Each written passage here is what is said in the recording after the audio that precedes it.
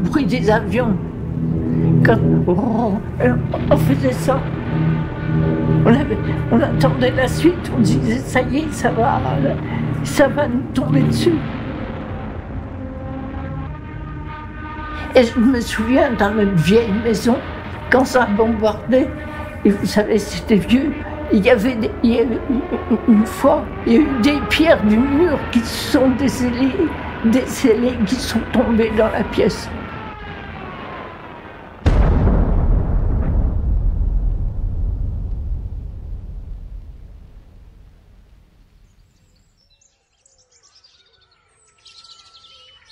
On quitte notre maison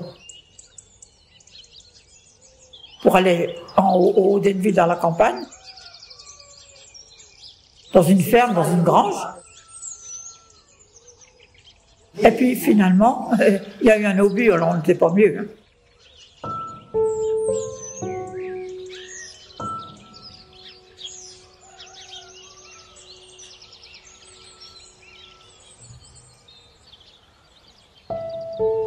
On aurait mieux fait de rester chez soi.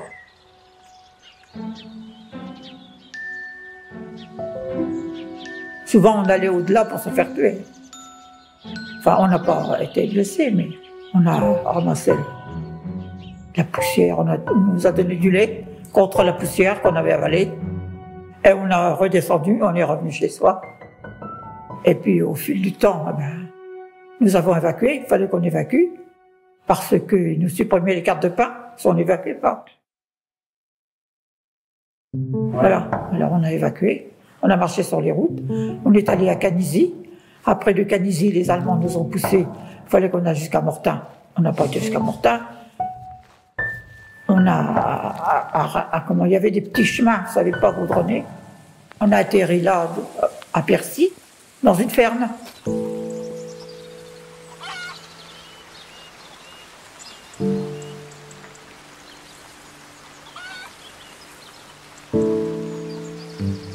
Alors la fermière nous a reçus, elle nous a donné une grange. Comme on s'en approvisionnait toujours des couvertures, alors donc aussi, on avait le foin, quoi, qui aussi ouvert, et elle a fait de la soupe pour tout le monde. Et on a attendu qu'on nous redescende par les Américains, dans les camions, jusqu'à 40 ans. Parce que les voies de chemin de fer marchaient jusqu'à 40 ans pour reprendre les trains pour Cherbourg.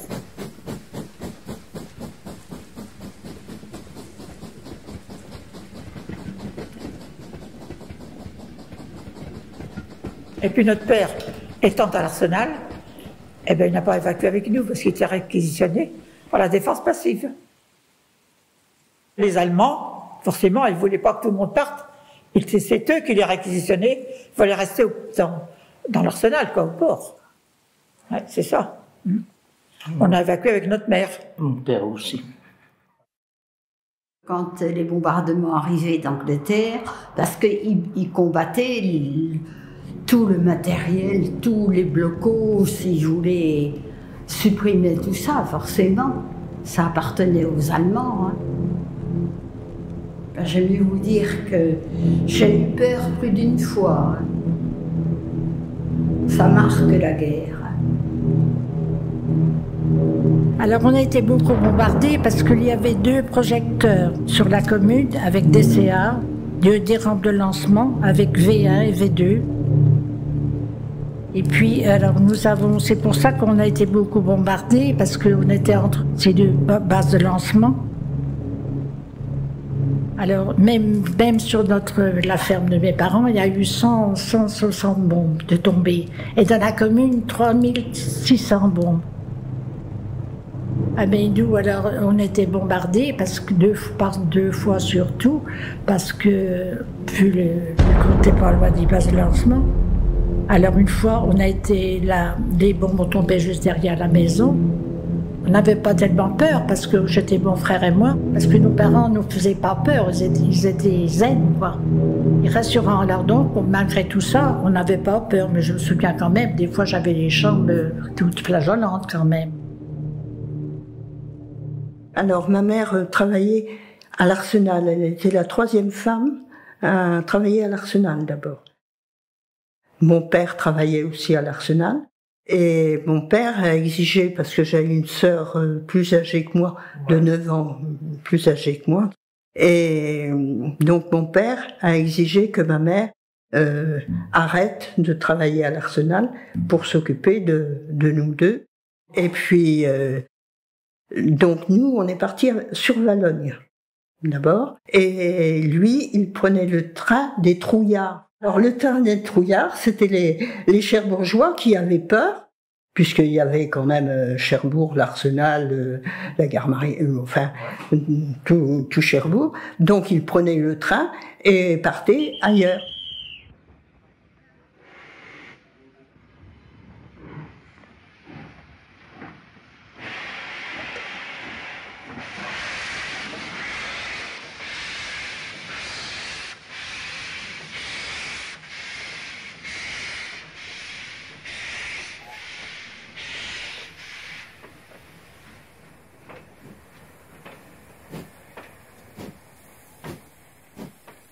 Et nous, on était réfugiés. Ma mère a été obligée de trouver une maison à Valognes.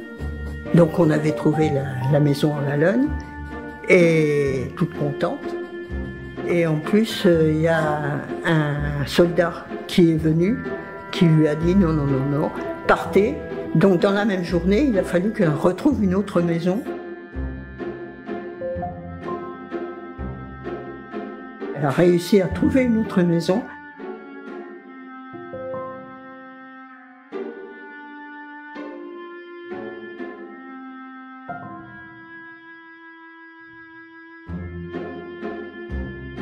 Et nous sommes restés sur Valognes un moment, parce qu'à Cherbourg, elle avait vu un jour, elle a ouvert la fenêtre, et tout d'un coup, elle crie à mon père, mais il y a des parachutistes là, mais tu es complètement folle, etc.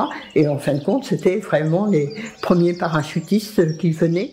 Donc nous, on était sur Valognes. Et à Valognes, on a eu tout ce qu'on avait pu emporter. Et ma mère parlait toujours de ces jolies tasses qu'elle avait emportées. Et les tasses, elles doivent être encore dans la rue de Poterie de Valognes où on avait notre... et nous, on est partis, mon père est parti aussitôt, et on est parti vers Roncé. Donc à Roncé, de Valognes, on est donc parti, mais on n'avait pas de voiture. Donc il y avait une petite charrette. Mon père était avec la charrette à mettre moi dans la charrette parce que j'étais jeune. Ma sœur marchait, ma mère et mon père aussi. Et là, il est allé à Roncé trouver des enseignants. Pourquoi personne n'était enseignant mais enfin, lui est allé trouver les enseignants. Et ils ont décidé de faire tout l'après-midi un blocos. Ma sœur travaillait sur le blocos aussi avec les autres personnes. Ma mère s'occupait de moi parce que j'étais petite. Et dans la nuit, comme on avait dû être remarqué par les Américains, donc nous on était dans le blocos bien tranquille, et on a demandé un moment, mon père était en train de discuter avec la femme de ménage en face de moi. J'ai demandé à mon père de revenir à côté de moi. Ça, je me rappelle, vraiment, je me rappelle. J'ai appelé papa, tu viens à côté de moi. Papa est venu et c'est moi qui lui ai sauvé la vie à ce moment-là, parce que les bombes sont arrivées sur notre abri.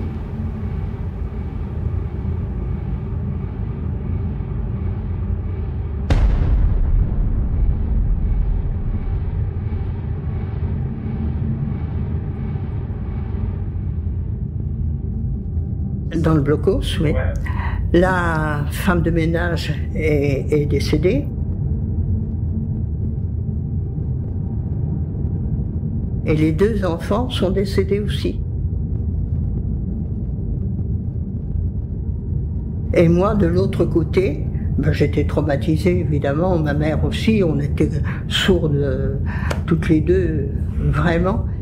Donc ça me frappe encore en vous en parlant, parce que je revois encore les 2 gamins. Ils avaient à peu près mon âge aussi. Et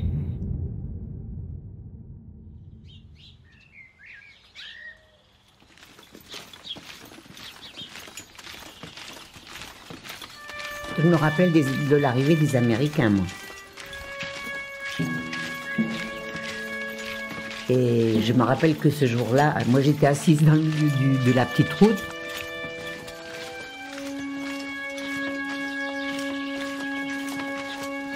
Et il y a le char qui arrivait derrière, je me détourne, je vois un char, je dis j'en ai rien à foutre. Donc je suis restée assise.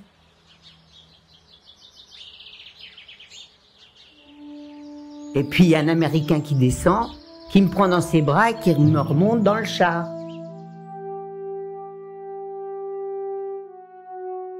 Et puis il me donne du chocolat. Oh, ben j'avais trouvé ça extraordinaire. Du chocolat. Oh, ben dis donc, qu'est-ce que j'ai mangé comme chocolat ce jour-là. Oh, j'aurais pu avoir une indigestion. Ah oui, on a eu des chewing-gums, les premiers. Alors là, je me rappellerai toujours. J'en avais mangé, jamais mangé. Et puis, étant donné qu'on était enfants, j'avais 3 frères. Après moi, on a eu du chocolat et tout. Puis des cigarettes, forcément, bon. Du pain blanc. Du chewing-gum. Oui, mais oui.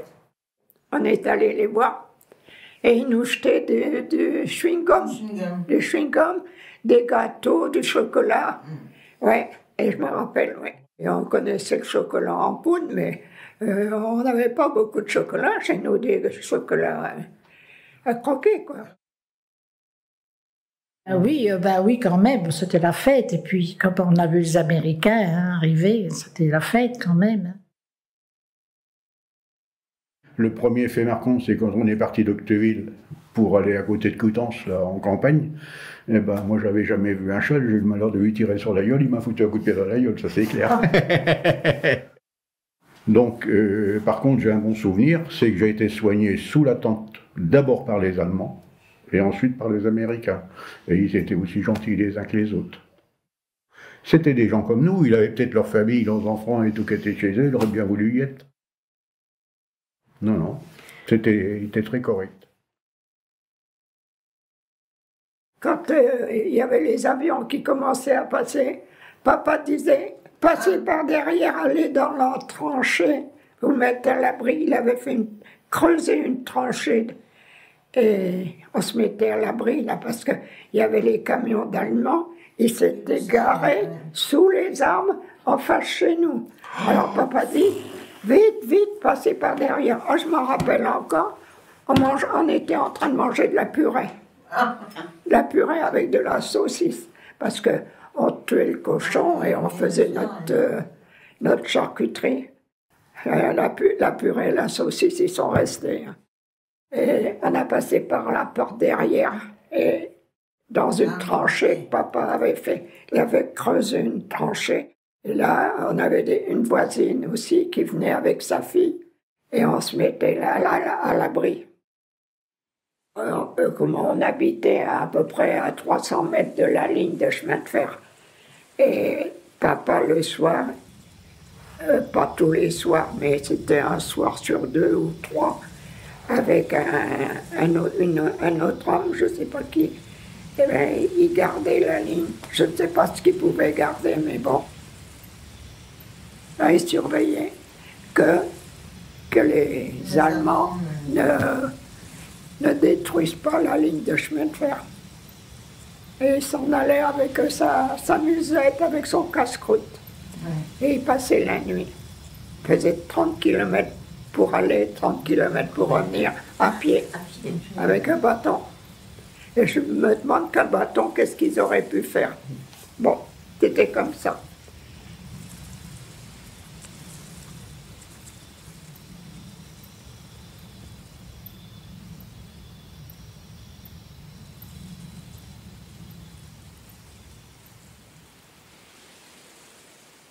je ne sais plus. Ah ben j'avais 7 ans.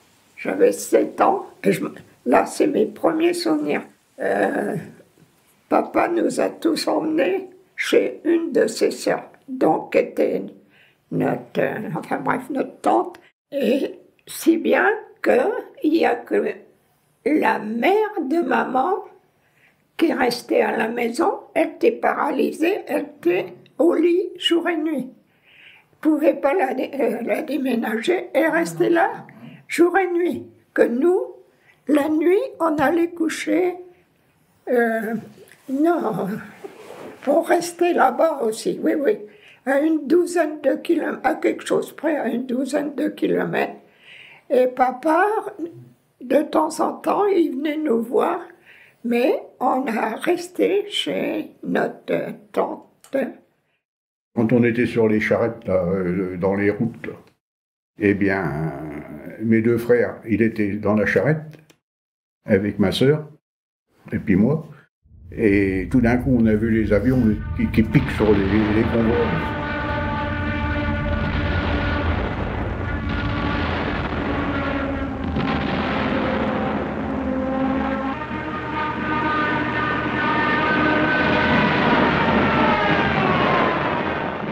Ils n'ont rien lâché ce jour-là, heureusement.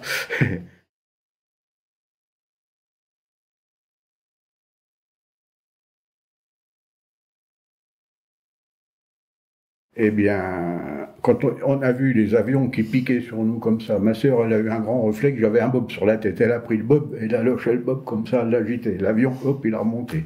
Par contre, je ne sais pas si c'était des Allemands ou des Américains. Et du coup, en fait, le fait d'avoir agité le... Ah bah oui, il a dû le voir, le pilote.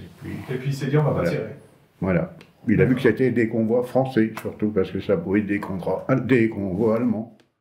Il m'a sauvé la vie ce jour-là. Ma mère était marquée.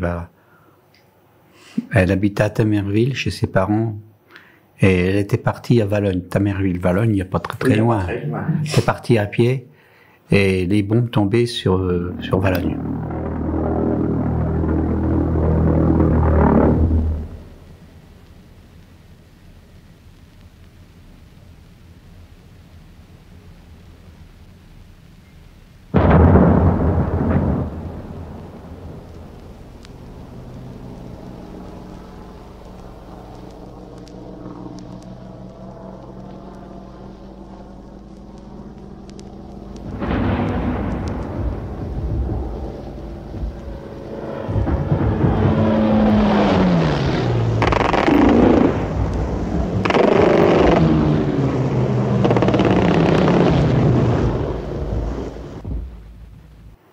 Et je me souviens qu'elle enjambait les soldats morts, d'autres, des Américains.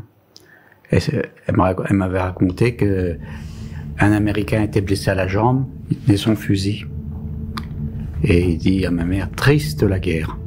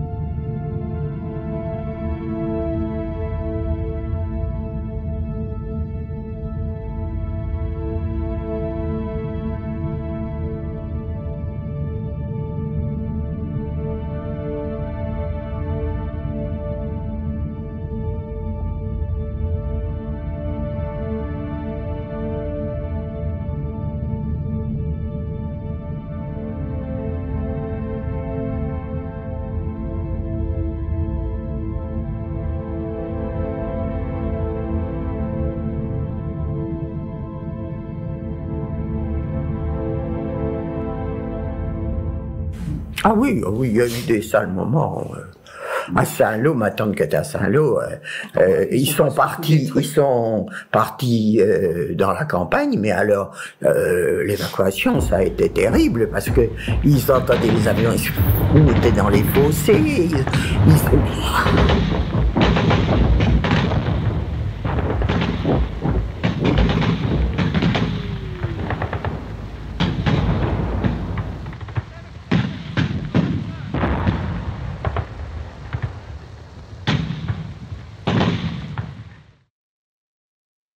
On a eu de la chance, nous, du côté des Pieux. Bon, le soir du débarquement, mon père partait toujours, parce qu'il travaillait à l'Arsenal. Alors, en vélo, il venait nous voir toutes les semaines. Et il partait toujours le dimanche soir. Et ce jour-là, il a dit, « Oh, ben il fait beau, hein. Moi, je pars de bonne heure demain matin, et comme ça... je reste cette soirée. » Et ben, dans la nuit, on a entendu des avions qui étaient tout éclairés, qui lançaient du matériel, tout ça. Alors, on n'a rien vu, on n'a pas eu peur. Pour mon père, il était là. C'était vraiment un miracle. Par la chasse, il arrivait des fusils comme ça, mais enfin, nous, ils ne menaçaient pas. Mais ce qu'il y avait eu de drôle, eux aussi, c'est que oui, quand les Américains étaient déjà là, pas loin, l'ouvrier, un matin, il s'en va chercher de la paille dans une étable, et qu'est-ce qu'il tire? Il voit un ceinturon. Il tire dessus. C'était des Allemands qui s'étaient couchés dans l'étable sous la paille. Ils n'en pouvaient plus, vous savez, les Allemands. C'était des déserteurs quand même, on peut dire. Ils s'étaient couchés dans la paille, alors aussitôt ils rendaient leurs armes, mais je me rappelle très bien, parce que forcément je suivais toujours mon père, et c'était dans la cour toujours, alors les Allemands, tout ça, alors mon père prend leurs armes, et puis alors il nous demande de l'eau pour se laver, il demandait de l'eau pour se laver, alors bon, on apportait de l'eau. Et puis alors mon père qui avait été prisonnier, je suppose que c'est pour ça, il avait dit à ma mère, cuis des œufs à la coque pour leur donner des œufs à la coque. Ils ont mangé, en attendant les Américains, ils ont eu chacun leur œuf à la coque à manger avec du pain. Alors j'avais toujours espoir que ces Allemands-là, ils racontaient leur histoire à leurs enfants, puis de les revoir un jour, je sais pas pourquoi. La maman, elle était vraiment contente que les Américains arrivent. Hein. Oh, ouais. Dans l'oreille, il m'avait dit, au moins maintenant, on est tranquille, ils sont arrivés. Je suis tranquille, papa ne va plus faire de bêtises. Parce qu'il faisait de la résistance, mon père.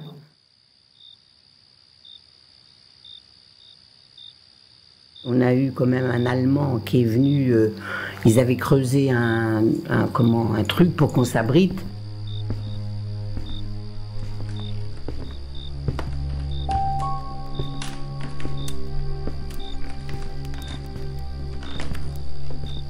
Et ce soir-là, maman, elle me dit, je vous fais, parce qu'il y avait un autre gendarme qui avait 4 filles, et moi j'étais toute seule, mais donc, les filles, vous venez, et surtout, pas de bruit, il y a un monsieur, il faut rien dire devant ce monsieur-là. C'était un Allemand.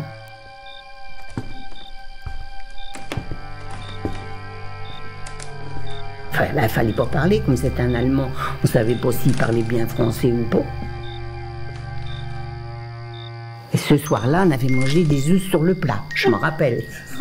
Ça m'avait... Oh, j'avais trouvé ça très bon, les œufs sur le plat. Où est-ce qu'il s'était abrité là? J'en sais rien. On n'a jamais su, en fin de compte. Le lendemain matin, tout le monde est reparti, puis lui aussi.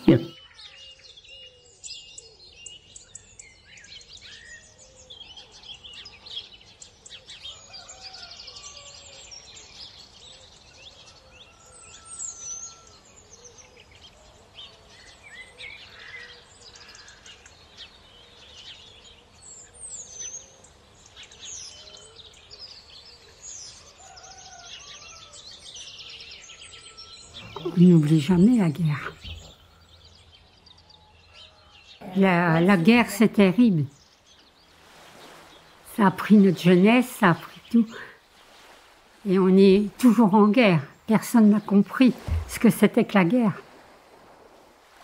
Dans tous les coins du monde, il y a la guerre. Mais c'est affreux.